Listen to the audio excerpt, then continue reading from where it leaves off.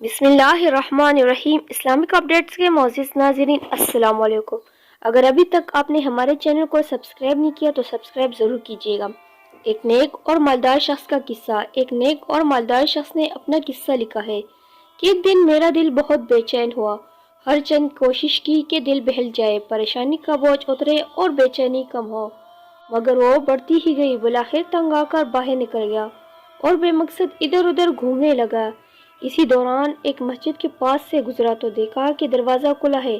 فرض نمازوں میں سے کسی کا وقت نہیں تھا۔ میں بے ساختہ مسجد میں داخل ہوا کہ وضو کر کے 2-4 رکعت نماز ادا کرتا ہوں، ممکن ہے دل کو راحت ملے۔ وضو کے بعد مسجد میں داخل ہوا تو ایک صاحب کو دیکھا، خوب رو رو کر گڑ گڑا کر دعا مانگ رہے ہیں اور کافی بے قرار بھی ہے۔ غور سے ان کی دعا سنی تو قرضہ اٹھانے کی فریاد میں تھے۔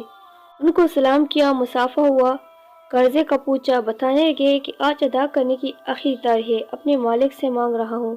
ان کا قرضہ چند ہزار روپے کا تھا، وہ میں نے جیب سے نکال کر دے دیے۔ ان کی آنکھوں سے آنسو چھلک پڑے اور میرے دل کی بے چینی سکون میں تبدیل ہو گئی۔ میں نے اپنا وزٹنگ کارڈ نکال کر پیش کیا کہ آئندہ جب بھی ضرورت ہو مجھے فون کر لیں، یہ میرا پتہ ہے اور یہ میرا فون نمبر۔ انہوں نے بغیر دیکھے کارڈ واپس کر دیا اور فرمایا، نہ جناب، یہ نہیں، میرے پاس ان کا پتہ موجود ہے جنہوں نے آج آپ کو میرے پاس بھیجا ہے۔ میں کسی اور کا پتہ جیب میں رکھ کر ان کو ناراض نہیں کر سکتا۔